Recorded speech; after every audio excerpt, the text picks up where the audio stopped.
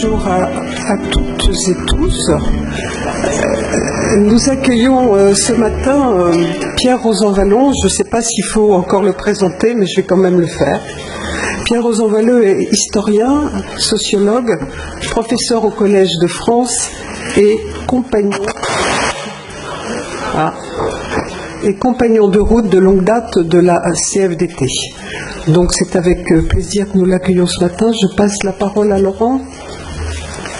Ouais, bonjour à toutes et à tous. Je vais faire quelque chose de très bref. C'est dans un Conseil national, vous savez, de plus en plus, on essaye d'avoir des temps de discussion, de débat ensemble, au-delà de l'actualité revendicative, comme on l'a fait hier et à laquelle d'ailleurs je répondrai tout à l'heure.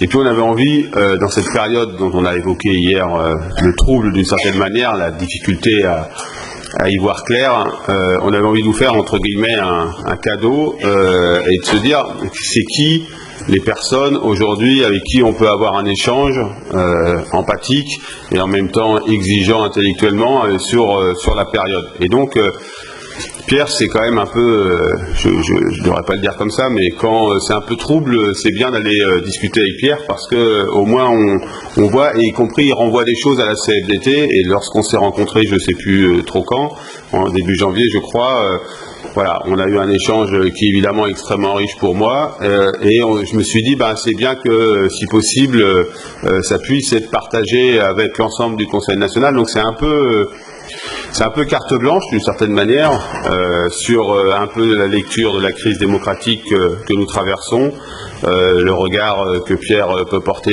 dessus, mais aussi les défis posés au syndicalisme et particulièrement à la CFDT dans cette période. Donc l'idée, c'est vraiment un temps d'apport de Pierre, et ensuite un jeu, entre guillemets, de questions-réponses aussi libre que vous le souhaitez. Et je veux encore te dire merci d'avoir accepté. C'est toujours un peu, en plus, pas au pied levé, mais c'est toujours avec des dates imposées, parce que tu connais les dates du Conseil national, c'est un peu contraint. Donc encore une fois, merci d'être venu, et à toi la parole. Eh bien, merci de l'invitation, parce qu'effectivement, préparer une intervention, c'est le moyen pour soi-même de voir clair. Donc, je vais vous dire un petit peu les réflexions que m'inspire l'actualité et la façon dont on peut la comprendre autour de deux grands pôles. D'abord, la reconnaissance du fait que nous sommes au niveau international dans une conjoncture qu'on peut appeler le moment populiste. Il y a bien sûr beaucoup d'autres éléments, mais ce moment populiste, il est caractéristique d'événements qui se passent en Inde, d'événements qui se passent aux États-Unis, en Amérique latine, dans bien des pays d'Europe, en Afrique. Donc on peut vraiment parler d'un moment populiste dans le monde, et j'expliquerai pourquoi, à mon avis, nous sommes dans ce moment populiste. Et puis la deuxième dimension, c'est par celle-ci que je commencerai, il y a bien sûr le moment français que nous avons appelé, mais je pense qu'il faudra déconstruire cette notion que nous avons appelé le moment gilet jaune. Je pense que ce qu'on appelle le moment gilet jaune, par commodité, parce que c'est celui qui est visible sur les écrans de télévision tous les samedis au moins, il correspond à un espèce que j'appellerais un surgissement désordonné de toutes les formes et les modalités de la France souterraine. La France souterraine, c'est tout un ensemble de choses. C'est d'abord la France de l'invisibilité sociale. L'invisibilité sociale en général, c'est-à-dire que le monde des médias, le monde de la culture ne parle pas de toute la société française. Moi, j'avais publié il y a maintenant 5 ans un ouvrage qui s'appelait Le Parlement des Invisibles, et un site internet qui s'appelait Raconter la vie, qui partait de cette nécessité. Et d'ailleurs, on pourra en parler, puisque la CFDT a repris le flambeau avec son site Raconter le travail. Et qu'une revue va paraître, les gens qui font le 1 et qui font America vont lancer en mars une revue qui va s'appeler Zadig, et qui va être à la recherche de la France profonde, telle qu'elle est. Donc les invisibles, c'est quelque chose de général, mais je crois que ça correspond surtout à une distinction entre ce qu'on pourrait appeler les conditions sociales et les situations sociales. Il y a l'invisibilité qui correspond au fait qu'il y a des métiers dont on parle peu, mais on peut les décrire. Il y a des formes d'activité dont on parle peu. Moi, j'avais publié un livre sur un ouvrier d'abattoir en Bretagne. Aujourd'hui, les livres qui paraissent et les articles sur la souffrance des animaux sont considérables, mais la souffrance des hommes dans l'agroalimentaire, on n'en parlait pas beaucoup. Donc ça, c'est une forme d'invisibilité, c'est clair. Mais il y a, de façon peut-être plus subtile et plus profonde, une invisibilité qui provient du fait qu'aujourd'hui, la vie des femmes et des hommes n'est pas simplement déterminée par leurs conditions. Je définis la condition comme la profession, le niveau de rémunération, mais qu'elle est définie par leur situation personnelle.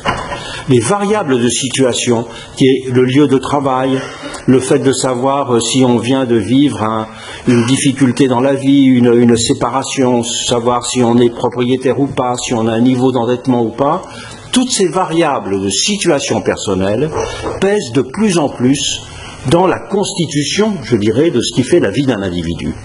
Autrefois, dire de quelqu'un qu'il était smicard ou dire qu'il était ouvrier professionnel, quelques mots suffisaient à définir un mode de vie, un niveau de rémunération et à caractériser la personne. Non, aujourd'hui, si on veut caractériser ce que vivent les gens, eh bien, il faut de plus en plus prendre en compte ces éléments, ces variables que j'appellerais des variables de situation. Et ce qui a déclenché les gilets jaunes était bien des variables de situation. Remontons même à la question des 80 km/h, qui montre une chose très importante, c'est que ce qui est en cause, c'est aussi la façon dont nous analysons et dont nous comprenons la société, et la façon dont l'État comprend la société aussi. Les 80 km/h, pour quelqu'un qui raisonne en termes publics généraux, s'analyse en termes de vie gagnée. Donc on peut dire, même si c'est difficile, peu importe, enfin on peut dire, on espère que baisser de 10 km/h, ça fait tant de vies gagnées. Mais effectivement, on ne regarde pas que des millions de vies vont avoir des petites perturbations qui vont être d'une façon ou d'une autre ressenties.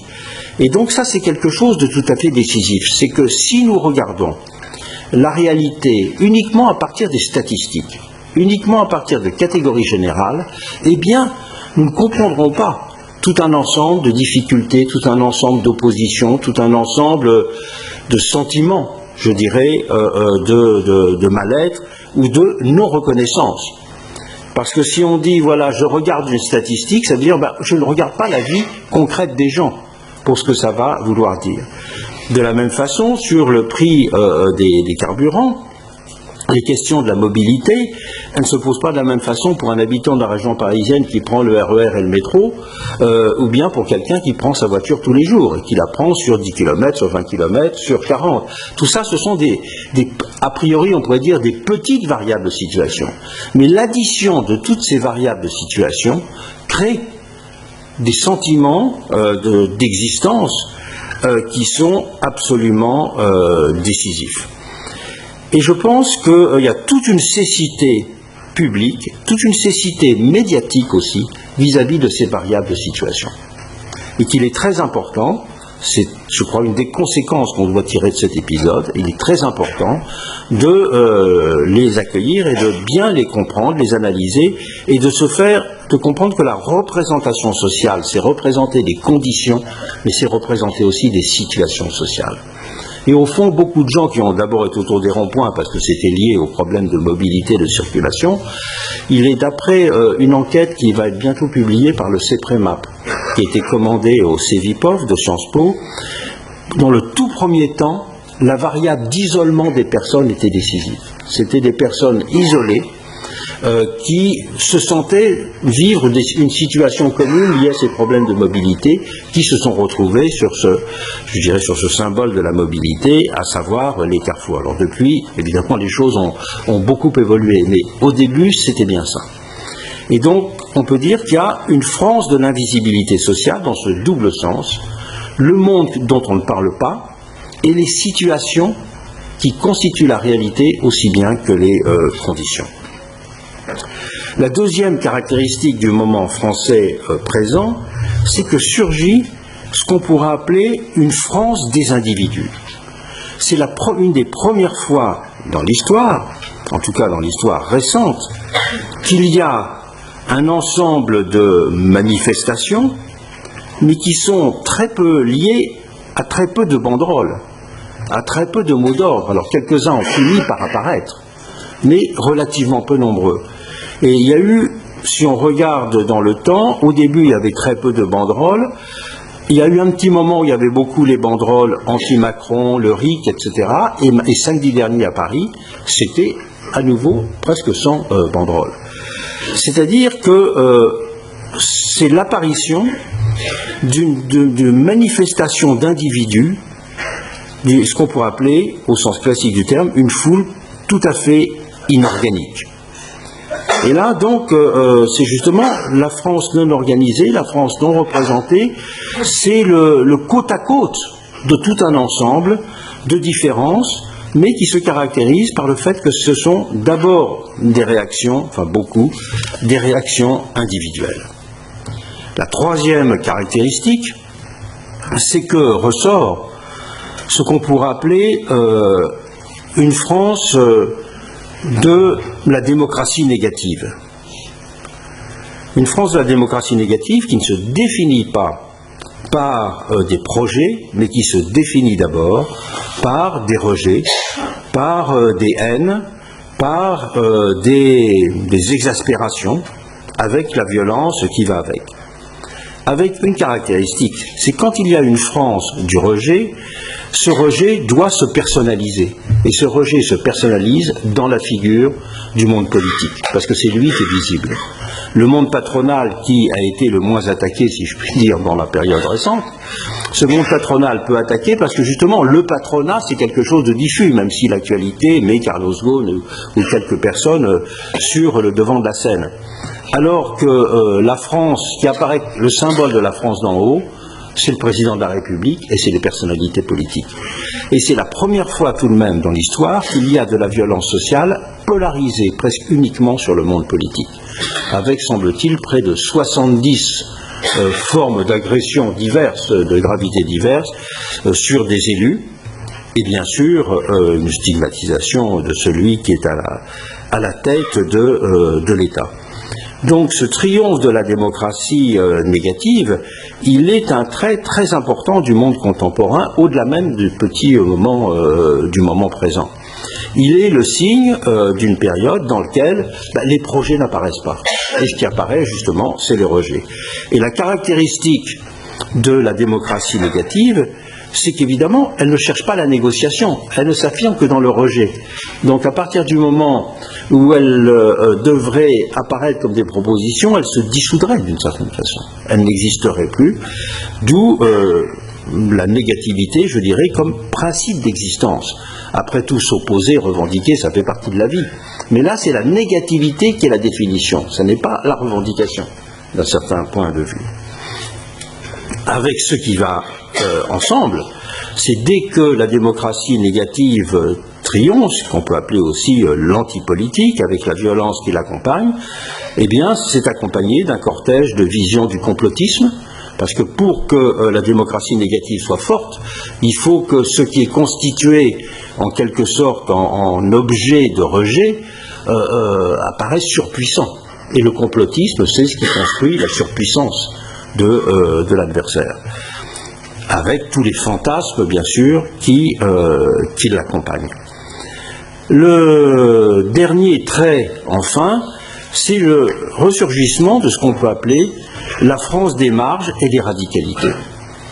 Il y a longtemps qu'on n'avait pas vu, et même je crois qu'on n'avait jamais vu, réapparaître ensemble toutes les catégories de groupuscules d'extrême gauche et d'extrême droite. Et même s'être la semaine dernière, semble-t-il, bagarré à certains moments. Et qui, cette France, je dirais, des mini-groupes, refait surface dans ce mouvement général. Mais ce mouvement général, justement, je crois qu'il faut résister à l'idée de l'appeler mouvement. Parce que qui dit mouvement, dit tout de même forme organisée, culture partagée, objectif désigné, organisation, même balbutiante, qui existerait. Alors peut-être que des formes de mouvement commencent à se structurer. Je ne sais pas, nous n'avons pas d'informations pour l'instant pour savoir où en est et avec quel écho ceux qui veulent constituer des listes. Ça, ce serait évidemment passer à une forme de mouvement et de structuration. Les éléments de coordination semblent pour l'instant avoir un petit peu capoté. Ce qu'il est très important de constater, c'est qu'à partir du moment où une situation est composée de tous ces éléments hétérogènes, elle n'a pas de raison de s'éteindre rapidement. Un mouvement social peut s'éteindre. Un mouvement social peut s'éteindre parce qu'il inscrit son action dans le temps. Je dirais, même les visions les plus classiques et les plus traditionnelles de la lutte des classes voient la lutte des classes comme un mouvement dans l'histoire. Et donc, il y a des moments où on gagne des batailles, où on va en arrière, on attend. Et ça, c'est, je dirais, la vie syndicale ordinaire. Elle n'a de sens que parce qu'elle s'inscrit dans le temps, parce qu'elle a une stratégie juridique, parce qu'elle a des objectifs de court terme et puis des perspectives de long terme. Ce qui n'existe pas là. Et c'est ce qui fait, d'un certain point de vue, le réceptacle négatif des événements. Et surtout s'ils ont lieu sur une base hebdomadaire, je pense qu'ils peuvent personnellement durer assez longtemps. Durer assez longtemps avec peut-être des formes d'étiolement et peut-être des formes plus grandes de radicalisation. Les plus radicalisés durent plus longtemps que les moins mobilisés. Mais cela peut durer un certain temps. Mais si ces événements arrivent, c'est aussi parce qu'ils sont une forme de réponse, d'une certaine façon, au moment populiste contemporain. Et ce moment populiste contemporain, il correspond à deux choses très simples, qui sont communes dans tous les pays. Il correspond à une forme de crise de la démocratie, qui s'accompagne de sentiments de défiance envers le politique très fort, d'une part, et d'autre part, de crise du contrat social. Comment analyser la crise de la démocratie ? La crise de la démocratie, elle procède de deux choses. C'est que, on pourrait dire d'abord, les fonctionnalités démocratiques sont affaiblies. Fonctionnalité démocratique, c'est la représentation. La fonctionnalité démocratique, c'est le contrôle. La fonctionnalité démocratique, c'est l'évaluation. La fonctionnalité démocratique, c'est la reddition de comptes. Toutes ces fonctionnalités démocratiques, je dirais dans l'histoire de la démocratie, étaient supposées être prises en charge par le mécanisme de l'élection et de la représentation. Or, on a vu ce que j'appellerais un déclin de la performance démocratique des élections. Déclin de la performance démocratique des élections parce qu'elles semblent moins représenter la société pour des raisons objectives. Ce n'est pas de la faute des représentants, des élus. C'est parce que justement, il ne suffit plus de représenter des territoires en général ou des conditions sociales, mais qu'il y a toute cette nouvelle réalité sociale dont on ne parle pas. Il y a aussi un déclin de la performance démocratique des élections, parce que les programmes étant moins dirigés, si je puis dire, eh bien, il y a une envie de démocratie plus permanente. Alors que les élections, ça donne un rythme, je dirais, à la démocratie. Là, il y a une envie de démocratie permanente qui n'est pas satisfaite. Donc cet épuisement de la démocratie, je dirais qu'il marque la fin d'une certaine période de l'idée démocratique. C'est l'idée démocratique comme l'idée représentative électorale qui était au cœur de l'idée démocratique. Ce moment-là, il est terminé. Alors il doit continuer à exister et il doit certainement être réformé. Et d'ailleurs, la plupart des réformes démocratiques qui sont envisagées aujourd'hui, qui sont discutées aujourd'hui, visent à améliorer cette performance démocratique de l'élection, visent à la faire revivre. Comment ? Certains demandent de la proportionnelle, pour que les opinions de tous soient bonnes. On demande à ce qu'il y ait moins de cumul des mandats. On demande à ce qu'il n'y ait pas trop de mandats successifs. On demande aussi à ce qu'il y ait davantage de formes de démocratie directe. On parle même, et ça c'est nouveau, même si ça existait depuis très longtemps aux États-Unis et dans certains pays d'Amérique latine, à ce qu'il y ait des possibilités de révocation. Donc, tout un ensemble, et la révocation, qu'est-ce que c'est? On pourrait dire, c'est rafraîchir l'élection. Après tout, le président de la République, dans la Constitution française, il a le droit de dissoudre l'Assemblée, c'est-à-dire il a le droit de penser qu'il est important de revenir vers les citoyens. Bien, la révocation, c'est dire que les citoyens peuvent demander à ce qu'on revienne aux urnes. Donc, de fait, à raccourcir le cycle électoral. Parce que dans tous les pays où il y a une révocation, dans la plupart en tout cas, on ne peut révoquer qu'à mi-mandat. Mais ça veut dire qu'à mi-mandat, on peut dire qu'il faut refaire l'élection, quoi. Donc c'est vraiment tout un problème de temporalité de la vie électorale. Mais toutes ces propositions, qui sont celles qui actuellement sont sur le tapis, partout dans le monde, de rafraîchir l'expression électorale, eh bien, elles ne concernent pas tout un ensemble d'autres fonctionnalités démocratiques.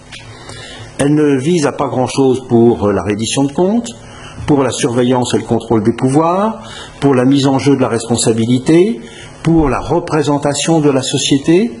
Donc, je pense qu'aujourd'hui, ce qui est ouvert dans tous les pays, c'est l'exploration des moyens d'institutionnaliser, ou je dirais plus largement de faire vivre, ces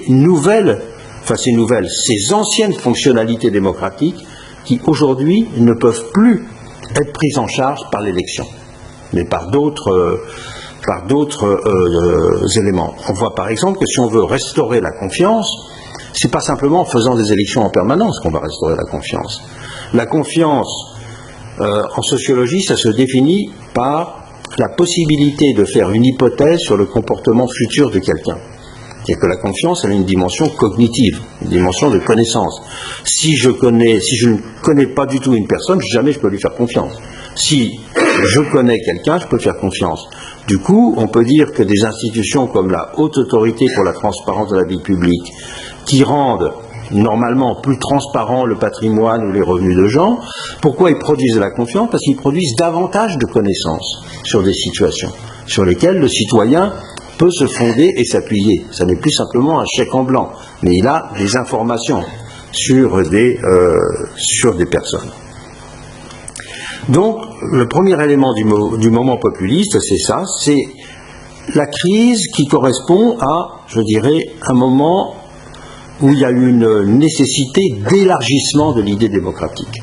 Mais élargir l'idée démocratique à partir de l'exploration pour remplir de nouvelles fonctionnalités démocratiques proprement dit. Alors de ce point de vue-là, il faut bien voir que le populisme se présente comme une réponse. Se présente comme une réponse très articulée. Je crois qu'il y a deux façons différentes de considérer le populisme, qui est de considérer le populisme comme un symptôme ou de considérer le populisme comme une solution. Bien sûr le populisme, son développement, il est le symptôme de ce qui ne va pas. Il n'y a pas de populisme qui se développe si tout va bien. Bon. Si les démocraties, si tous les citoyens pensent que la démocratie est très vivante, et si la justice sociale règne, il n'y a pas de place pour le populisme. Le populisme, donc, s'inscrit dans une conjoncture, il est le symptôme d'une crise du contrat social et de la démocratie. Mais il n'est pas simplement un symptôme, il est aussi une réponse. Il y a tout un ensemble de réponses très articulées, en fait, et que l'on retrouve dans presque tous les pays. La première réponse, c'est de dire, c'est une vision de la société, de dire la société de classe est derrière nous.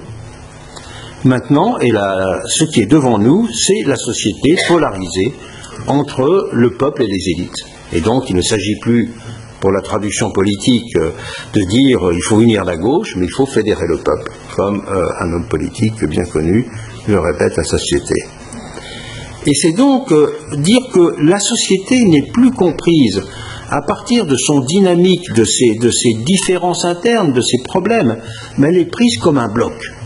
Elle est prise comme un bloc, alors que l'on peut dire que l'organisation, la justice sociale, Elle ne concerne pas simplement une poignée de milliardaires et toute la société, mais elle concerne l'organisation générale de la redistribution, l'organisation générale des contributions.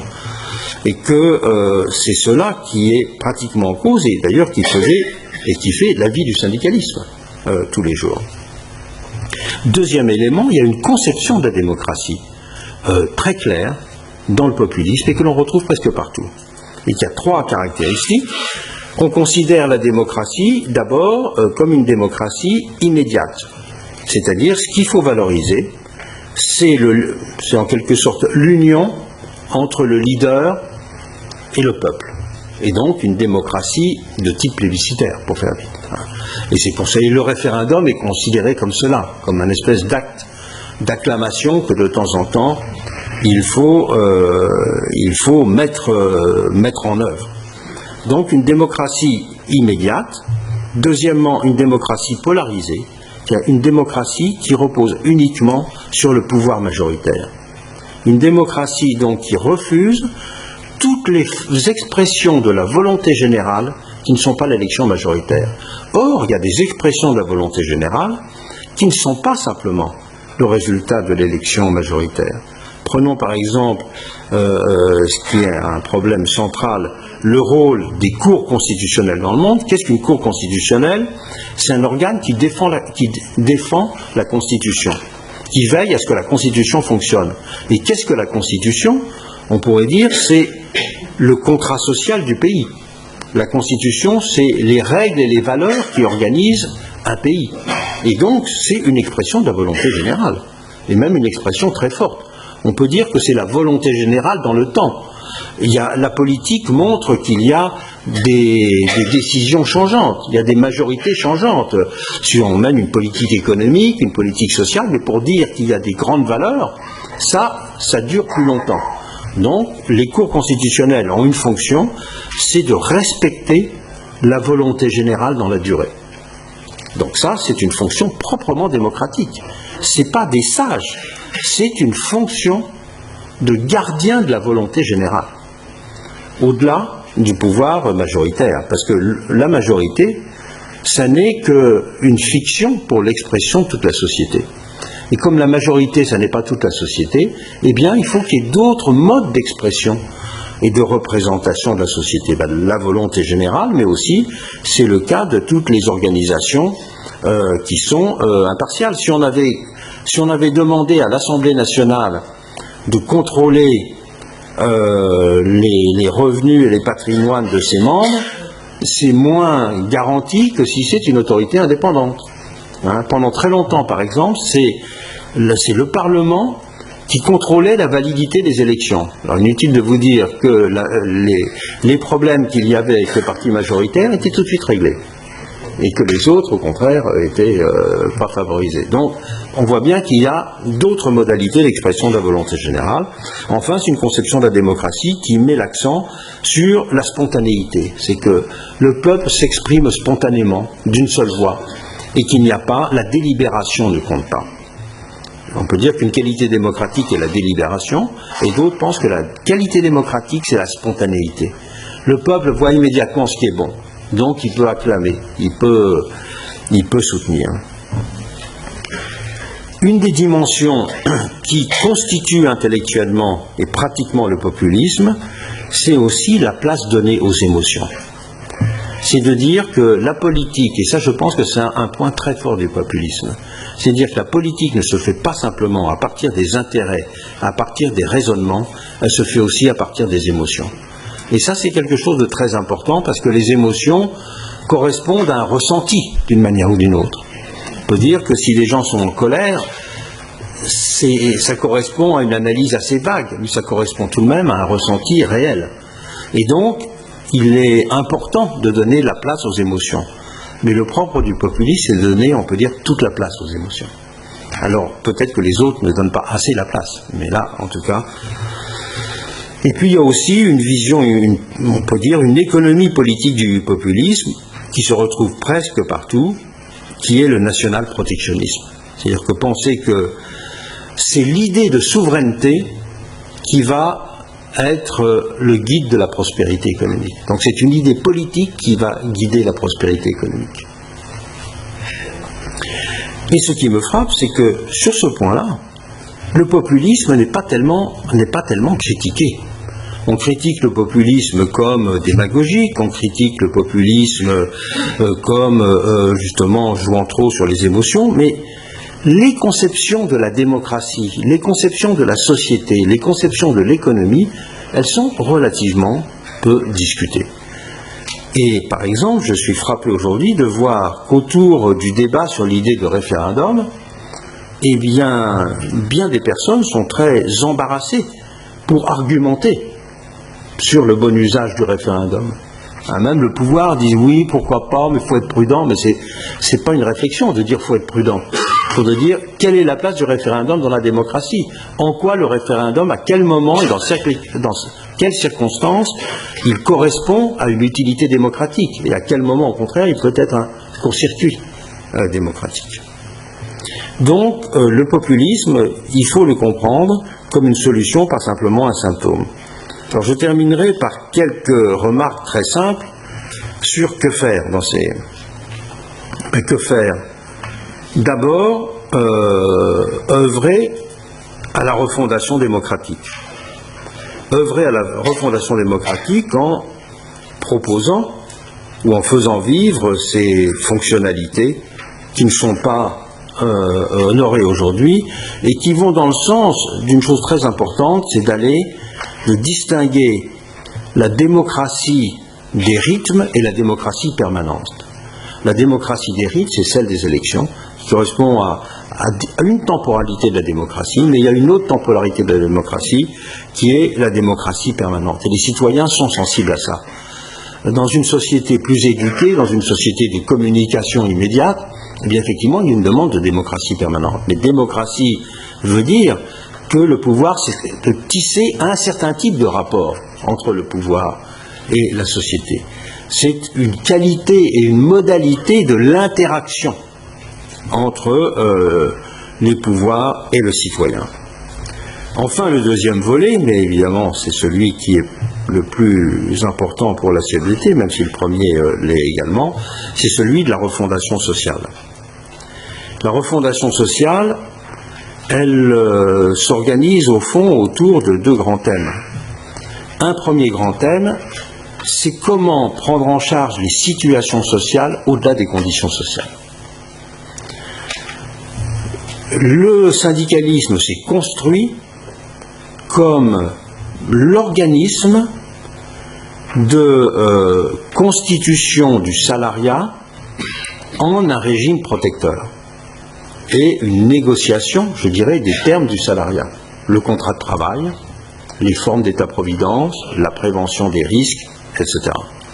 Ça, c'est l'histoire du syndicalisme. Je dirais la deuxième histoire du syndicalisme. Parce que la première histoire du syndicalisme, c'était au contraire, voir la charte d'Amiens, de construire l'autonomie. Avec d'un certain point de vue, ce que ça voulait dire aussi, contre un certain type d'état-providence. Il ne faut jamais oublier que jusqu'à 1945, les organisations syndicales prises dans leur ensemble défendaient le point de vue mutualiste et pas celui de la sécurité sociale publique. C'est une chose importante à rappeler. Donc comment le syndicalisme qui s'est organisé autour de la constitution, de la défense du salariat, de la représentation du travail, peut être aussi l'organisme qui joue sur la deuxième volet, qui est celui des situations. Mais il peut jouer dessus en termes d'être le représentant des situations et pas simplement des conditions sociales, en termes aussi d'élargissement de la vision du contrat salarial, l'élargir à toutes les questions de mobilité, l'élargir à toutes les questions qu'on appelait autrefois aussi du cadre de vie. Quand même, ça c'est quelque chose qui est né après 68, et la CFDT était en pointe là-dessus, c'est de dire nous devons être aussi le syndicalisme du cadre de vie. Ça voulait dire d'une certaine façon qu'à côté du contrat salarial, il y avait tous ces autres éléments constituant la vie des individus. Donc en termes de représentation et de défense. Et puis, cela veut dire aussi une chose très importante, c'est que la notion même d'adhérent change de nature dans ce cadre-là. Parce que autant on peut représenter une condition, être représentant d'une condition sociale, on peut faire payer une cotisation, si je puis dire, pour être adhérent, une cotisation. Alors que pour représenter des situations, c'est complètement différent. Et là, peut-être que c'est l'adhérence, c'est un mode de constitution, je dirais, de celui qui participe d'un mouvement, ou qui participe d'une politique. Eh bien, peut-être que cette vision de la participation à une politique, du lien entre des personnes et des organisations, doivent aussi peut-être trouver d'autres moyens. En tout cas, ce sont les questions qui sont posées. Elles sont posées au syndicalisme, elles sont posées en général aussi dans la société, bien sûr. Et je suis frappé aujourd'hui que beaucoup, critiquant le syndicalisme, en disant, s'ils disent le syndicalisme est dépassé, ils le disent aujourd'hui, le syndicalisme est dépassé parce qu'il a pas assez d'adhérents et qu'il faut faire autre chose. Très bien, mais autre chose, le syndicalisme peut le faire. Et le syndicalisme n'est pas simplement un syndicalisme, je dirais, du passé. Il peut être aussi un syndicalisme de l'avenir. En tout cas, c'est ça, me semble-t-il, qui est le grand enjeu. C'est une très grosse question, mais qui est une question qui est valable, là aussi, me semble-t-il, dans tous les pays. Voilà, c'est bien un peu en vrac des éléments de présentation, en tout cas de la façon dont moi je vois les choses.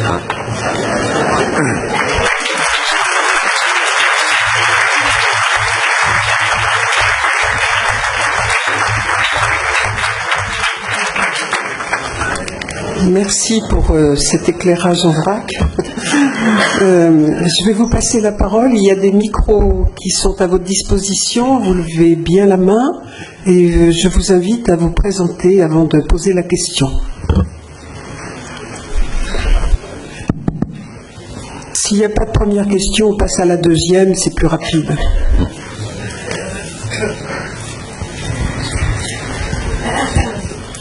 Bonjour, Patrick Rossi, FGTE. J'aimerais savoir votre opinion sur le fait que les banlieues ne s'inscrivent pas dans ce mouvement de révolte. Si vous pouvez répondre.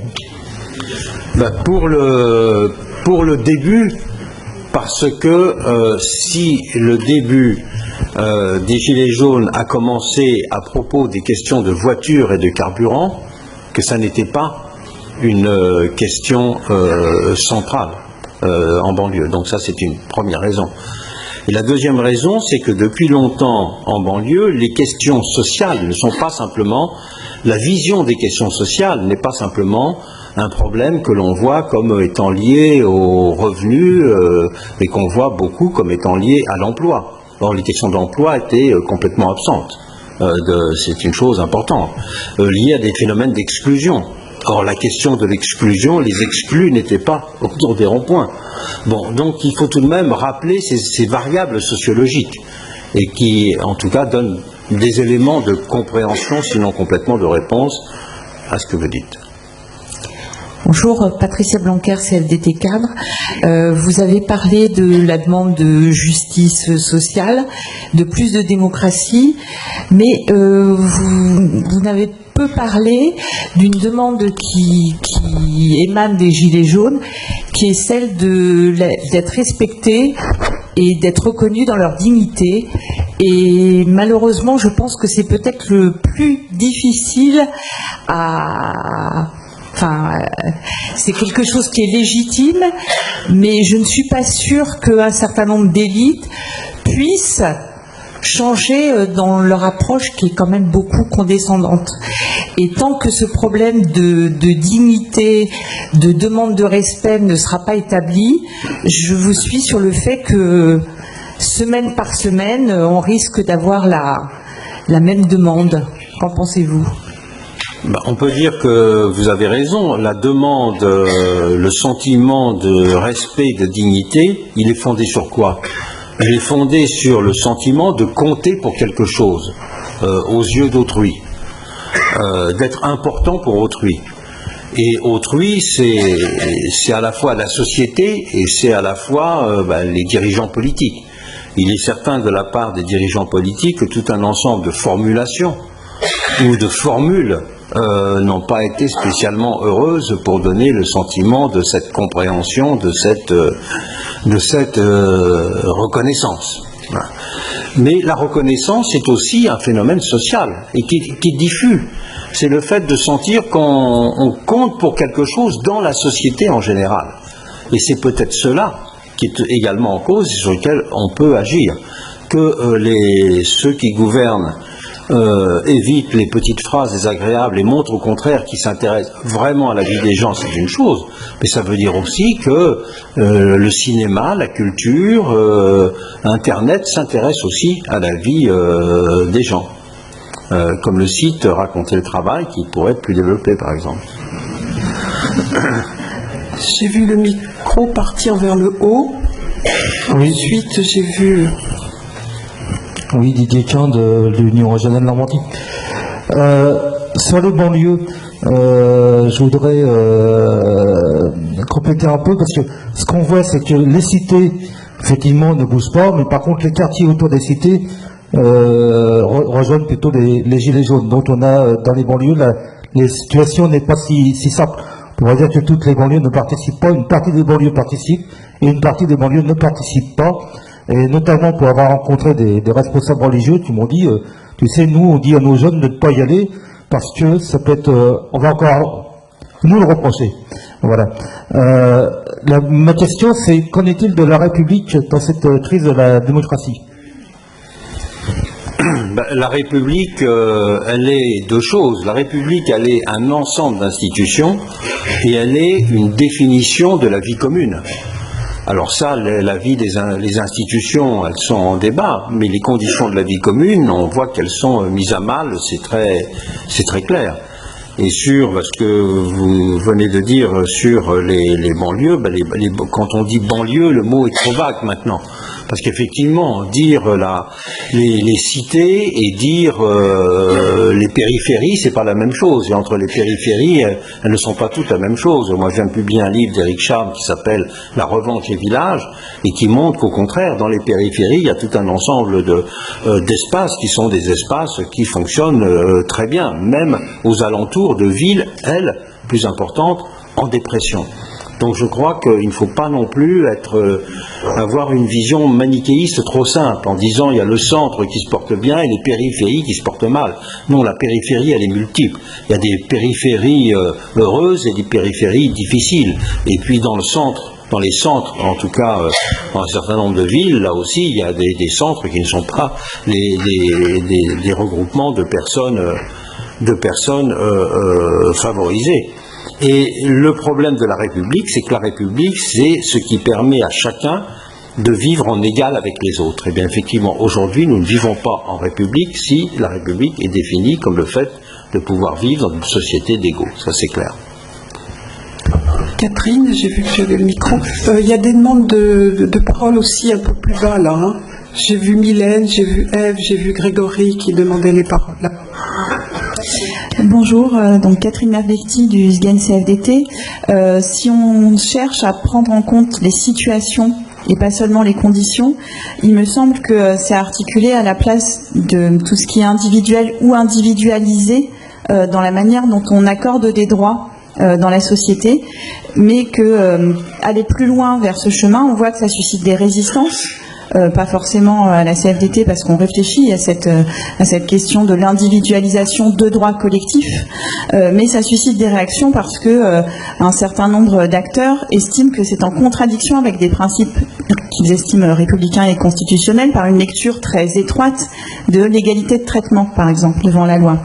Donc comment est-ce qu'on travaille ces questions-là ? Il me semble aussi que dans une partie des personnes qui se mobilisent tous les samedis, il y a une frange de la population qui estime être en permanence lésée par les effets de seuil. Il y a des droits qui sont déclenchés ou retirés avec évidemment des effets de seuil, parce qu'il faut en définir parfois. Et celles et ceux qui sont sur le seuil ne le supportent plus d'une certaine manière. Or, comment est-ce qu'on fait partager du sens autour de ces seuils ? Comment est-ce qu'on fait partager des perspectives aussi ? C'est-à-dire que quand on franchit un seuil, surtout si on le franchit dans le sens de perdre un certain nombre de droits sociaux, c'est parce qu'a priori, il y a un autre élément de la situation qui s'est amélioré. Donc, comment est-ce qu'on arrive à regarder ça de plus près ? Et puis, autre question, il existe dans notre société des structures syndicales, associatives, politiques, mais aussi des moments très institutionnalisés comme les conseils de quartier qui permettent de la démocratie participative en dehors des cycles électoraux et en regardant, pas des heures et des heures, mais quelques minutes de débats, de grands débats organisés dans un certain nombre de communes, je me disais, mais quand même pour ces maires, pour ces conseillers municipaux qui organisent et qui participent à des conseils de quartier où il y a pas beaucoup de monde parfois, voir cet engouement pour l'expression parfois très individuelle dans ces grands débats, ça doit être difficile parce que comment est-ce qu'on arrive à assurer l'attractivité des moments de démocratie participative qui existent déjà et comment tout n'est pas balayé par ce qui se joue maintenant et comment on arrive ensuite, après le grand débat, à ce que ces moments-là continuent d'exister et de fonctionner avec plus de citoyens et de citoyennes qui participent. Vous posez deux questions différentes. La seconde concernant la démocratie, il est évident que ce qu'on peut voir du grand débat aujourd'hui, c'est que c'est une demande d'expression un peu tous azimuts et qui a un côté inorganisé, grand défouloir, si je puis dire, mais qui correspond à une demande réelle et très très importante. Il est évident que ça ne peut pas rester comme ça tout le temps, mais qu'il y a une demande pour qu'il en sorte, pas forcément et pas seulement des résultats de réforme, mais qu'il en sorte aussi une modalité de la vie démocratique, une modalité plus régulière de la consultation, une modalité plus régulière de la discussion, une modalité... Bon, il y a tout un ensemble de choses qui sont évoquées dans cette dimension-là, je crois, aujourd'hui. La deuxième chose, sur l'égalité. Il y a deux façons de concevoir l'égalité. Il y a l'égalité qui est définie comme l'égalité des procédures et l'égalité qui est définie comme une égalité du résultat. Alors on peut dire qu'une vision républicaine un peu étroite met l'accent simplement sur l'égalité des procédures. Mais l'égalité, c'est aussi l'égalité des résultats. Par exemple, je vais vous donner un exemple très simple, en politique sur la proportionnelle. Vous avez deux façons de penser l'égalité des droits de vote. Vous avez la façon de penser l'égalité des droits de vote, c'est que chacun a le droit de mettre un bulletin dans l'urne. Donc chacun est égal pour cela. Mais la réalité, c'est qu'il y a une inégalité, c'est que tous les bulletins de vote ne pèsent pas le même poids pour une raison très simple. C'est que si votre bulletin a contribué à l'élection du vainqueur, votre bulletin a pesé, puisque vous avez un élu. Si votre bulletin a été pour un vaincu, votre bulletin est perdu. Et la grande argumentation pour la proportionnelle, c'est ça. C'est de dire tous les bulletins doivent peser du même poids en termes de résultats. C'est-à-dire que celui pour qui j'ai voté, eh bien ça doit être représenté. Je ne suis pas représenté si j'ai voté pour un battu. Donc ça, c'était discuté dès la fin de la Révolution française. Donc vous voyez que cette discussion de l'égalité de procédure et l'égalité substantielle, c'est deux façons différentes de penser l'égalité. Et il faut penser aussi, ce qui est très important, le ressenti de l'égalité. Et effectivement, le ressenti de l'égalité, il est sur les questions de seuil, il joue à fond. Et beaucoup de personnes, c'est quelque chose de très frappant. Beaucoup de personnes, quand on parle d'une société injuste, elles ne vont pas parler de l'injustice en général, ou alors très loin. On va parler de l'injustice, c'est pour ça que l'ISF est devenu un symbole, parce qu'on parle de l'injustice, de la grande injustice, si je puis dire. Mais le reste de l'injustice, on en parle toujours à partir d'exemples précis. On dit, regardez, moi, J'ai ceci, mais j'ai perdu telle allocation parce que j'ai gagné 100 € de plus, etc. Donc ce ressenti de la justice, il correspond au fait qu'on voit bien qu'on n'est pas simplement dans des mécaniques générales, qu'on est dans des gestions de situation. Et ça, je crois que c'est la question centrale de la redéfinition de l'État-providence aujourd'hui. L'État-providence aujourd'hui peut se redéfinir à partir de la définition de nouveaux risques.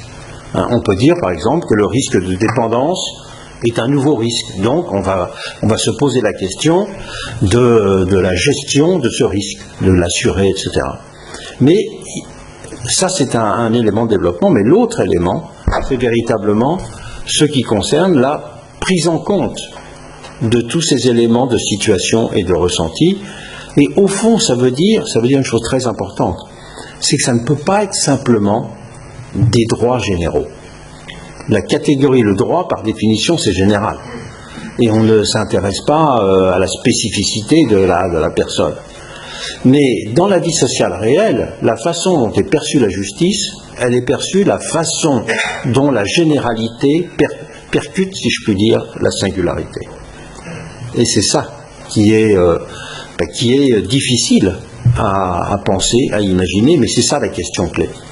Parce que si vous demandez globalement à un ensemble d'individus ce qui est injuste, ils vous parleront d'un côté des grandes injustices. Bon, il y a ceux qui gagnent trop, mais en très général. Et puis après, on va passer vraiment au sentiment de la justice, au ras de son existence, très proche des petites réalités. Et c'est sur ce terrain-là aussi qu'il faut se positionner, ce qui n'est pas évident, ce qui pose des questions complètement nouvelles, que le terme d'individualisation masque un peu. Il est juste, mais il les masque un peu. Parce que le problème clé, c'est de dire, est-ce que ce ne sont pas les procédures qui peuvent être attentives à la singularité des individus. Ce qui peut être attentif à la singularité des individus, c'est le jugement de personnes. Un juge est attentif à la singularité. Par exemple, quand un juge donne son accord pour un divorce, il n'y a pas une règle générale, il y a des principes généraux. Mais ces principes généraux sont adaptés par une personne. Et de fait, si vous regardez la façon dont fonctionne tout un ensemble d'organisations caritatives, c'est ce qu'elles font. Mais comme elles sont organisations privées caritatives, personne ne va leur reprocher de faire ça.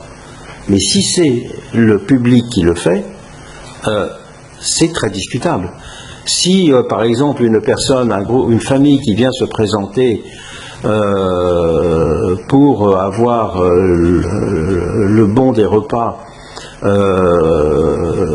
dans une association, l'association va lui demander des renseignements et dira oui ou dira non. Mais il n'y a pas de recours possible. Alors que quand il y a une règle, la démocratie veut dire qu'il y a toujours un recours possible. Et que ça nous met devant des problèmes tout à fait nouveaux. Et c'est d'ailleurs pourquoi, dans un certain nombre de pays, on se défausse sur des associations de la gestion du social. Parce que les associations ont une marge d'appréciation, ont une marge d'approche de la réalité qui est différente, qui serait inacceptable de la part d'un service public, d'un certain point de vue. Alors, est-ce que ça veut dire que c'est le juge? Mais quel juge? Le juge est celui qui adapte une règle à des situations, par définition. Bon, je crois qu'il y a une question vers le haut. Oui, il y a le micro, et ensuite ce sera Grégory de poser la question. Bonjour, donc Betty Hervé, je suis à la Fédération agroalimentaire et conseillère au CESE. Vous avez donc évoqué sur le que faire, œuvrer sur la refonte démocratique, et je voulais revenir sur une des idées que vous avez évoquées sur France Inter à la fin janvier, en faisant du CESE cette maison des citoyens.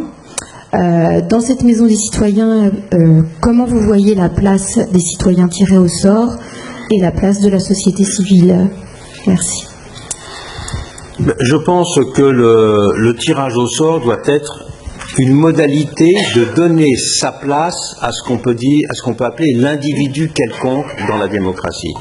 On peut dire que le propre de l'élection, si on veut choisir des personnes, Si on veut sélectionner des personnes, il existe 3 modalités de sélection. On peut choisir des personnes en étalonnant leurs compétences. Donc on va leur faire passer un examen ou un concours. Et bien des processus de sélection dans la vie, c'est sur ce mode-là. Un deuxième mode de sélection, c'est l'élection. Donc le concours va être bien si on veut sélectionner des qualités techniques, si je puis dire, ou des compétences bien identifiées. Le deuxième mode, c'est l'élection. Et l'élection a une particularité, c'est que l'élection permet à chacun de déterminer ses critères de sélection. On peut voter pour quelqu'un parce qu'on vote, parce qu'on est d'accord avec ses idées, parce qu'on l'aime physiquement, parce qu'on adore ce qu'il déteste. Bon, bref, il peut y avoir autant de critères dans l'élection que de votants. Et le propre de la démocratie, c'est de dire qu'il y a une indifférence aux critères de sélection de chacun. Et donc, il n'y a pas un bon critère de sélection. Chacun choisit pour la raison qu'il veut et on admet ça. Bon. Donc, c'est pour ça que c'est restreint à l'espace démocratique. Parce que si on devait, pour tout un ensemble de choix, faire l'élection, ce serait très compliqué. Et puis, le troisième mode de choix, c'est le tirage au sort. Et le tirage au sort, il privilégie, lui, la condition du quelconque. C'est-à-dire que le tirage au sort, ça peut être n'importe qui. Et donc, c'est un mode de sélection qui s'applique quand c'est n'importe qui que l'on veut valoriser. Et il y a des conditions dans lesquelles on veut valoriser n'importe qui. Dans un jury criminel, on veut que ce soit des citoyens, mais n'importe quel des citoyens. On ne cherche pas des citoyens formés en droit, on ne cherche pas des citoyens d'un sexe particulier, on ne cherche pas des citoyens d'un âge particulier, c'est n'importe quel citoyen. Et donc je pense que dans la démocratie, on fait place d'une manière ou d'une autre, à travers la fonction publique, à travers tout l'univers, tout de même hiérarchisé des connaissances dans lequel nous vivons. Il y a une place pour l'examen et le concours. Il y a une place pour l'élection, et il faut faire une place un peu plus grande au tirage au sort. Mais attention, le tirage au sort, quand il s'agit de valoriser la qualité du quelconque. Si on tire au sort le président de la République, ça peut être un problème. Bon. Si on fait passer un examen pour être président de la République, ça va être difficile. Parce que qui va définir le programme de l'examen et qui vont être les examinateurs? Donc, on pense dans ce cas-là qu'il est mieux qu'il n'y ait pas de programme et que tout le monde soit examinateur. Ça s'appelle une élection. Mais il y a des pays, c'est le cas de la Chine actuellement, la Chine défend le fait qu'ils ne veulent pas du suffrage universel. En disant le suffrage universel ne choisit pas les compétents. Or, nous voulons des gens au service du peuple. Et donc, il vaut mieux que ce soit des gens qui aient un autre mode de sélection. Alors, la tradition chinoise disait que la Chine met en avant le principe de l'examen. C'est les mandarins, c'est la grande tradition des mandarins. Et les communistes chinois défendent cela aujourd'hui. Mais ils oublient de dire que c'est le parti communiste qui fait passer l'examen et qui désigne les examinateurs. Bon, mais à ceci près, ils théorisent le fait qu'il n'y ait pas d'élection. Donc voilà ce qu'on peut dire sur la place du tirage au sort. Sur le Conseil économique et social, je suis désolé, mais les représentants de la CFDT au Conseil économique et social m'avaient envoyé un message, je n'ai absolument pas eu le temps de leur répondre. S'il y en a certains là, je suis prêt à les recevoir. Mais je pense que le Conseil économique et social ne peut plus simplement être, je dirais, la troisième chambre. C'est plus une chambre qui doit être, c'est une espèce de grand laboratoire, pour faire vite. Un grand laboratoire ou grand organe d'organisation des expérimentations démocratiques. En tout cas, moi, c'est ma conception, et je pense qu'il ne faut pas être aveuglé par le fait qu'il y ait un avantage aujourd'hui au présent dans le système, qui est le fait qu'ils aient des membres, etc. Mais que l'enjeu démocratique est tel qu'il faut un peu oublier ça et trouver une place dans cela pour le monde des organisations sociales et syndicales. Mais que ça doit être une place et pas toute la place, je pense. Alors, pour organiser un peu la prise de parole, il y a Grégory, après il y a Gilles, Mylène et Ève. En tout cas, c'est ce que j'ai vu pour l'instant. Grégory Martin, CFDT Occitanie. Plusieurs choses. D'abord, je salue votre ode au syndicalisme interprofessionnel quand vous fixez l'enjeu au syndicalisme de retrouver un syndicalisme sur le cadre de vie. Mais en même temps, on n'a pas l'impression qu'en posant cette question-là, vous posez une question bien plus compliquée pour nous, qui est celle de la structure très jacobine de notre société organisée, qui fait que, au niveau des territoires, la question du syndicalisme et du cadre de vie, elle est assez peu encline à avoir du pouvoir, eu égard au fait que c'est pas comme ça que s'organisent les rapports sociaux dans la société, et que le syndicalisme interprofessionnel, il arrive à jouer sa partie avec des moyens qui sont relativement faibles et qui sont toujours soumis à des règles qui sont au-dessus de lui. Donc la question du cadre de vie est une question clé, mais en même temps les moyens qui sont alloués au syndicalisme pour le faire dans ce cadre-là, qui est celui du cadre de vie, donc la vie locale, est un peu complexe. Et deuxième question qui est un peu liée, du coup, c'est lorsque vous parlez de démocratie permanente, est-ce que vous n'avez pas le sentiment que c'est aussi un risque de dictature de ceux qui ont le temps? Parce que on voit bien que lorsqu'il s'agit d'organiser des tas de moments de démocratie dite permanente ou démocratie participative, etc., ce sont toujours, y compris dans les panels de citoyens, les mêmes qu'on retrouve, et lorsqu'il s'agit de faire du tirage au sort, on finit toujours par élargir le panel parce qu'on ne trouve plus assez de gens pour venir intégrer ces espaces de dialogue et de discussion et de démocratie locale.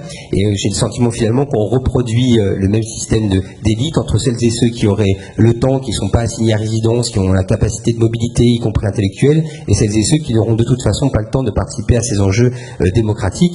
Et du coup, en conclusion, je me pose la question de savoir si la vraie question c'est celle de la démocratie ou du modèle démocratique, ou est-ce que c'est la question du rapport au pouvoir, parce que j'ai le sentiment que dans la question des gilets jaunes par exemple, lorsque un individu lambda va se retrouver à un péage et va bloquer une bagnole, eh bien on a le sentiment qu'il retrouve un peu de pouvoir de faire quelque chose de sa vie, en tout cas qu'il peut empêcher quelque chose de se produire, ce qui n'est pas le cas dans son existence et dans sa situation, comme vous le disiez tout à l'heure. Donc quel est pour vous le rapport entre cette question de démocratie et cette question de pouvoir? Bien, deux choses. La première chose concernant la démocratie participative. Une chose qu'on a constatée, c'est que dans toutes les opérations de démocratie participative ou de conseil de développement, qu'il y a quand même dans pas mal d'endroits, ça mobilise un peu moins de 1% de la population.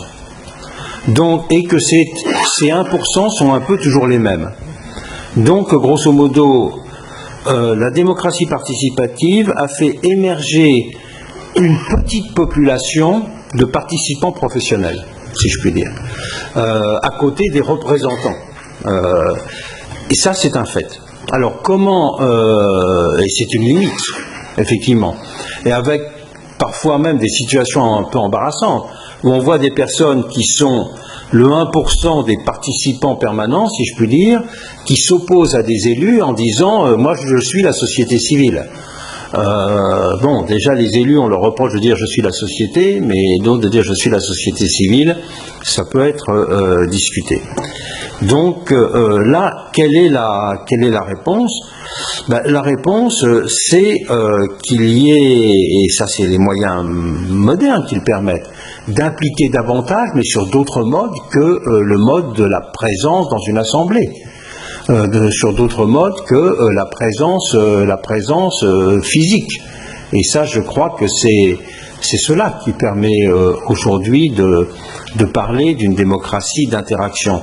Et c'est pour cela que ça débouche sur votre deuxième remarque, à savoir qu'effectivement, la démocratie, ce n'est pas simplement la légitimation des pouvoirs, c'est l'interaction permanente avec les pouvoirs. C'est le fait d'avoir le sentiment d'être écouté, c'est que le pouvoir rende des comptes, c'est que le pouvoir s'explique, et c'est cela.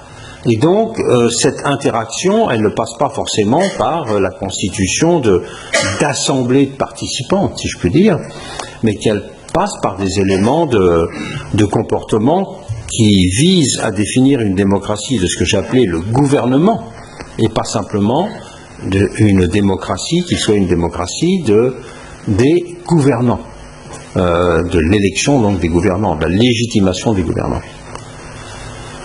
Gilles ? Oui, si tu permets, ne prenez pas ça pour une réflexion désobligeante de ma part, mais allez directement à la question. Parce qu'il y a beaucoup de demandes et je ne voudrais pas qu'il y ait trop de frustration après ma présidence. Bon, ça va être dur quand même. Hein. Gilles Dory de la région Centre-Val de Loire, c'est un peu lié à la question précédente, c'est sur pour clarifier cette perspective d'évolution du syndicalisme que vous avez évoqué. J'ai la faiblesse de penser que la CFDT est quand même déjà acteur sur la question du cadre de vie, etc.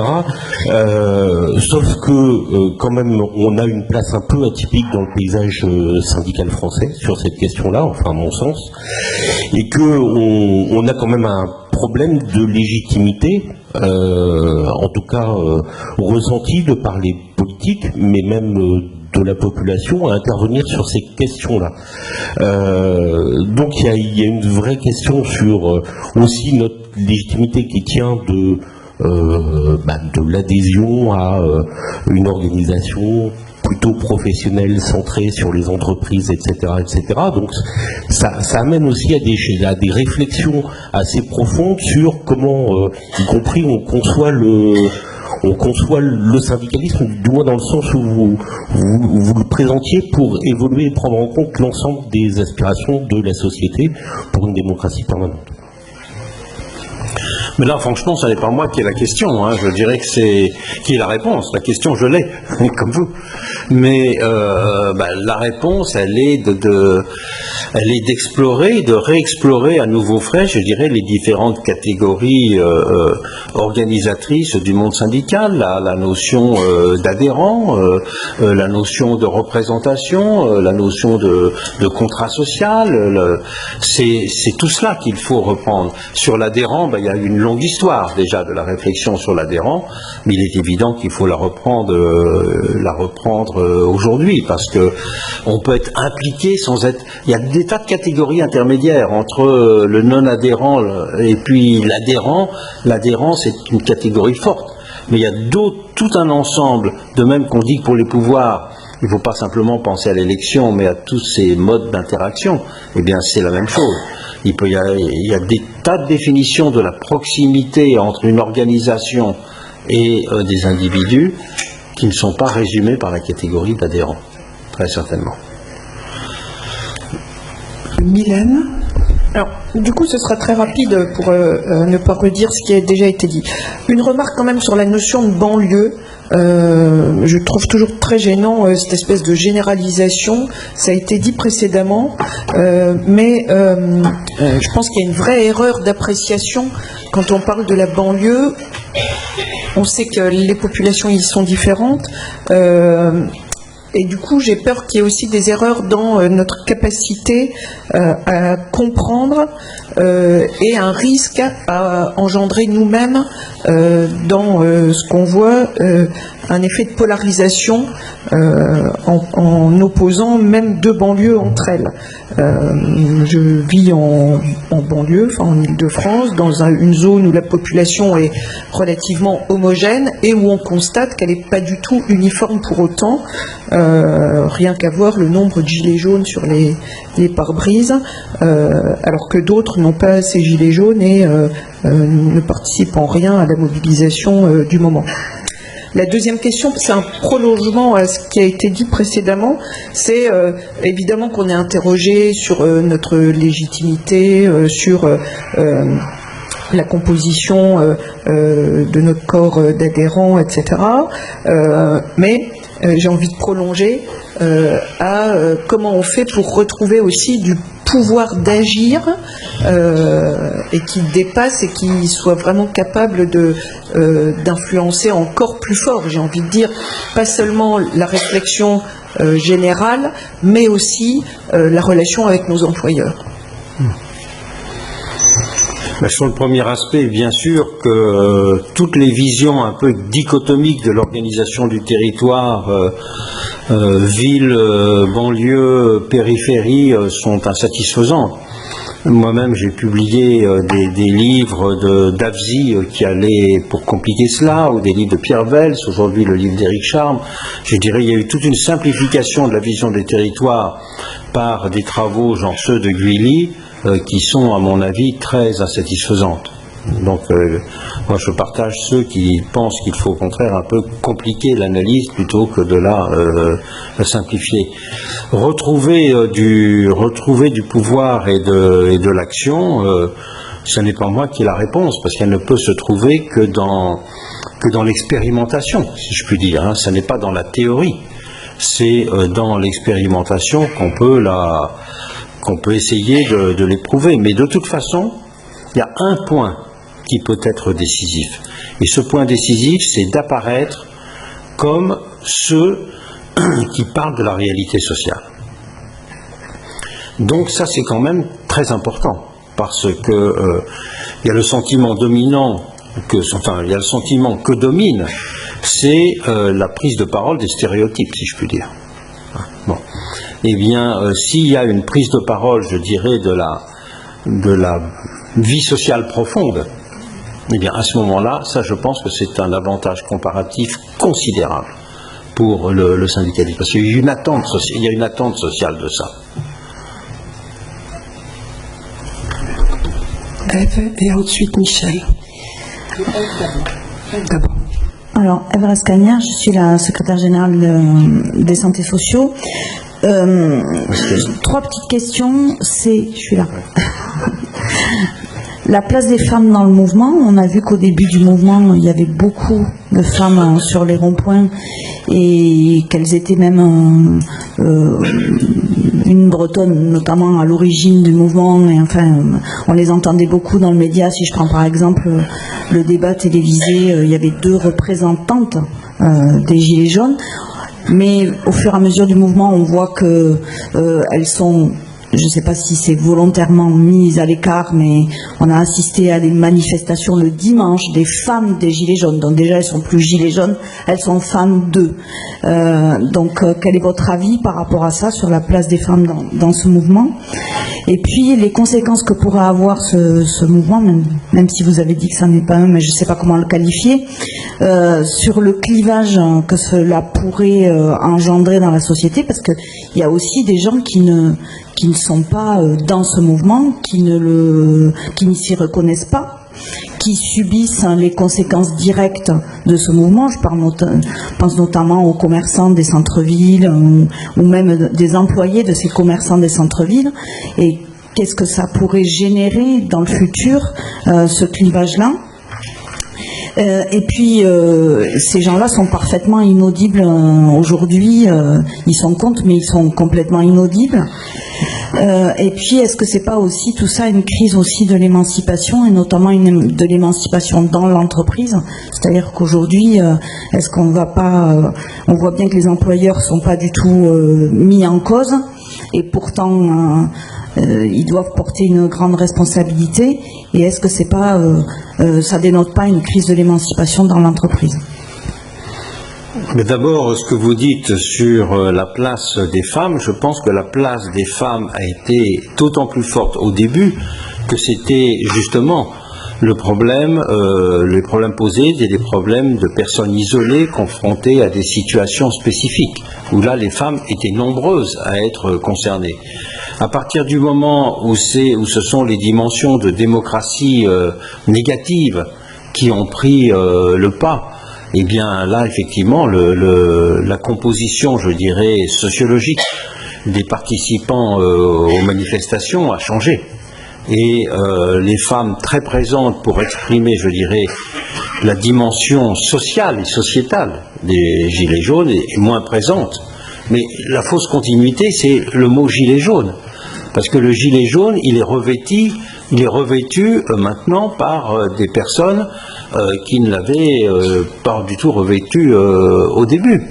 Hein, quand on voit des groupes identitaires revêtus du gilet jaune ou des groupes antifa revêtus du gilet jaune, c'est par commodité, je veux dire, ça n'a rien à voir avec les revendications ou les expressions qui étaient celles de ce demande de visibilité de personnes isolées dont les situations n'étaient pas prises en compte.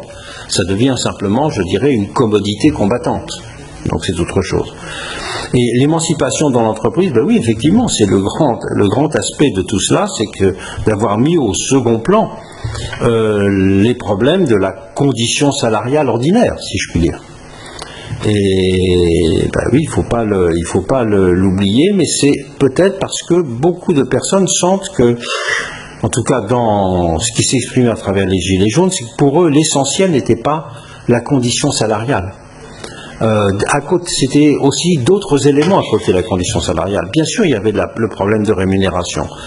Mais à côté de la question de rémunération et de pouvoir d'achat, comme Laurent l'avait dit, c'est aussi le problème du reste à vivre.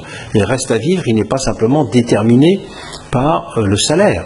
Il est déterminé par le fait de savoir si on a des emprunts sur le dos, si on est propriétaire ou pas, si on vient de se séparer ou pas. Il y a tout un ensemble d'autres variables et qui déterminent ce reste à vivre. Et de fait, on voit que le mot même de pouvoir d'achat a changé de sens maintenant. Si on passait du pouvoir d'achat au reste à vivre, c'est dire des choses pas complètement différentes, mais c'est dire des choses effectivement différentes. Et qui, pour beaucoup de personnes, semblent plus proches de la réalité qu'ils vivent, quoi. Michel.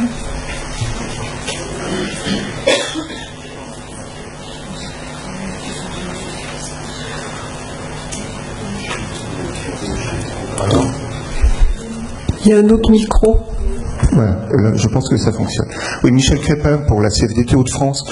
Est-ce que dans la crise démocratique que nous sommes en train de vivre, nous prenons suffisamment en compte un nouvel acteur majeur qui est en train d'émerger et que sont les réseaux sociaux? Nous vivons depuis une vingtaine d'années ce qu'on appelle la révolution numérique qui bouleverse nos vies. Est-ce que c'est pas aussi en train de bouleverser une certaine conception que nous avons de la démocratie?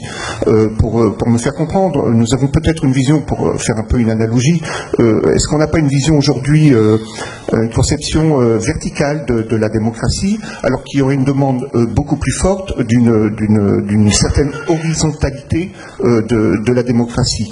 Moi, je voudrais quand même rappeler que le 29 mai 2005, le TCE a été perdu en partie parce que déjà les réseaux sociaux avaient beaucoup fonctionné.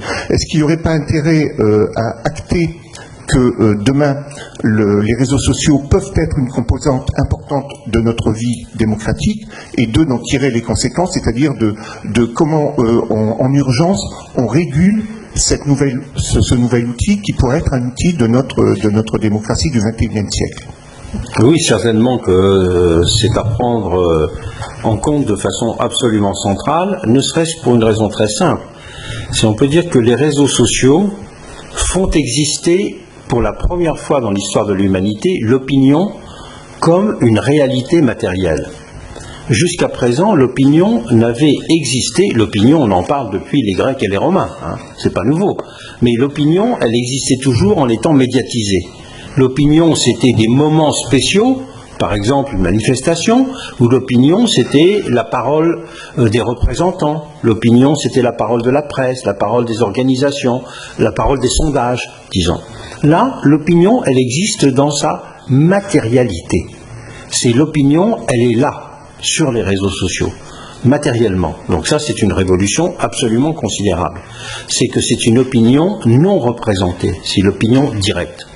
Avec les différents effets que cela a, et qu'ont les réseaux sociaux, ils ont des effets d'accélération, des effets de simplification, et aussi des effets, c'est le plus important, d'interconnexion. Parce que des gens sortent de leur isolement à travers cette interconnexion qui est possible maintenant, d'appartenir à un groupe Facebook, de se trouver des amis, on sort de sa solitude, si je puis dire. Donc ça, c'est une variable extrêmement positive, mais de l'autre côté, il y a l'accélération, la simplification et tous les résidus, si je puis dire, aussi d'une certaine forme d'opinion. C'est-à-dire que il faut faire exister sur Internet des éléments de régulation, des éléments de tri. Il faut faire exister l'équivalent d'autorité. Il faut faire exister l'équivalent d'organisation, de régulateurs, si je puis dire. Alors, ce ne peut pas être des régulateurs publics. Les régulateurs, ils existent si on dit que c'est interdit de proférer délivrer un certain nombre de messages. Mais pour le reste, c'est s'il y a la crise des médias, c'est une crise de la crédibilité. Il faut restaurer peut-être sur Internet de la crédibilité, des gens dont la parole soit écoutée, qu'elle paraisse une parole sincère, informée, etc. Là, il y a la compétition pour savoir où sont les gardes de triage, où sont les éléments de polarisation de l'opinion. Eh bien, si je puis dire, il y a le combat en partie du bien et du mal. Il y a la polarisation à travers les fake news, toutes les théories du complot, etc. Et ça, c'est très puissant parce que ça n'a pas le droit de regard dans la société. Donc ça se présente comme la réalité de la société, puisqu'officiellement, il n'y a pas de parti complotiste, mais vous pouvez avoir des réseaux complotistes. Voilà. Et bien, il faut aussi sur Internet qu'apparaissent davantage des formes de régulation positive, si je puis dire. Et c'est c'est une bataille qui ne se décide pas d'en haut. C'est une bataille qui se décide sur le terrain. Il est frappant de voir aussi qu'Internet a permis d'avoir une influence sociale et politique considérable à des gens qui n'existaient pas dans la société, qui étaient rejetés de partout. Regardez par exemple Alain Soral. Alain Soral, aucun média va l'inviter au journal de France Inter le matin.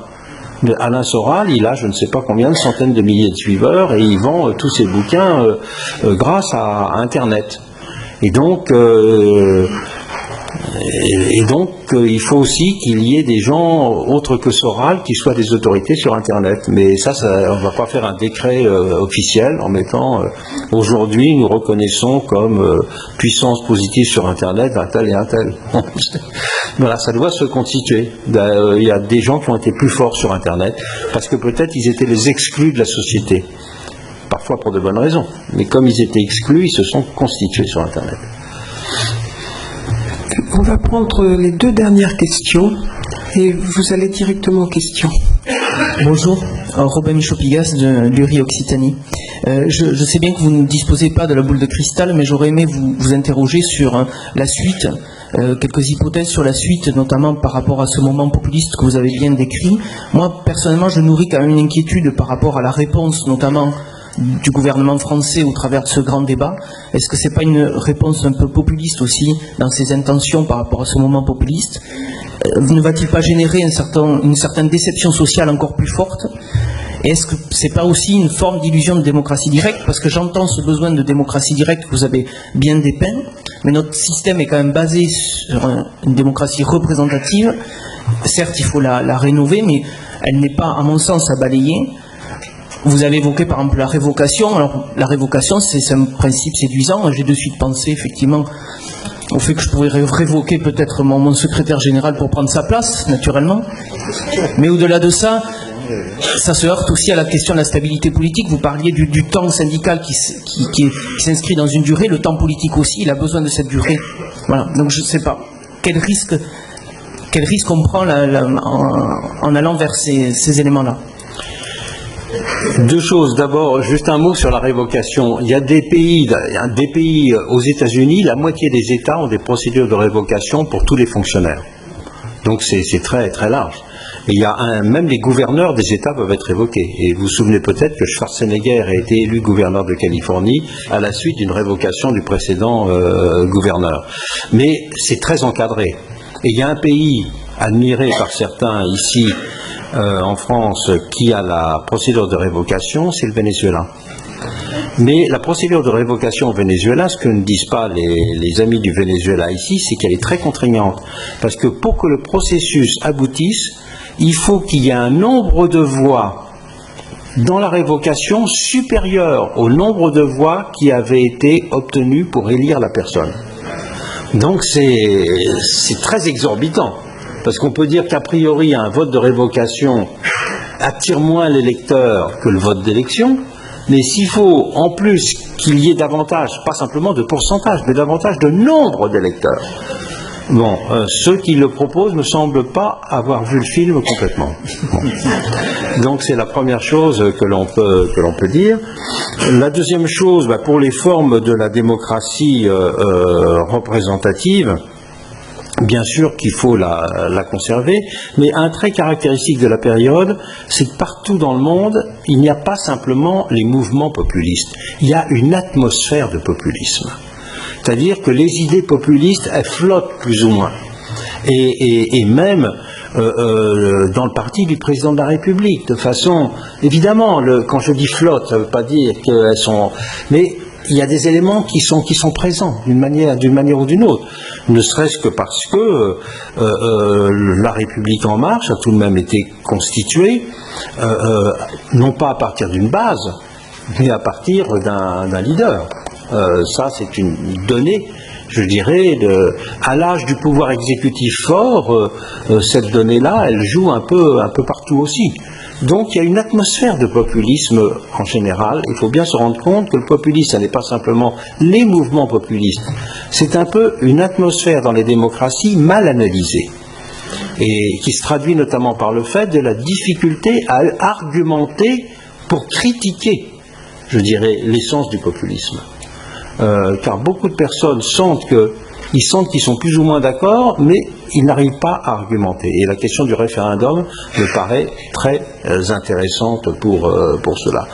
Oui, pourquoi pas, bon, on tourne un peu autour du pot, mais on ne dit pas oui pour ceci, non pour cela, à quelles conditions, etc. Il n'y a pas de vision claire, il n'y a pas de vision démocratique claire du référendum. Et donc, quand on entend le mot référendum, on tournicote un peu autour du pot, et pour certains, il faut y aller au sabre clair, et d'autres très prudents, mais tout ça n'est guère raisonné. Voilà. Je sais qu'il y en a beaucoup qui auraient voulu poser d'autres questions, mais tout a une fin, même les meilleurs moments passés auprès de Pierre Rosanvallon, qu'on va remercier comme il se doit.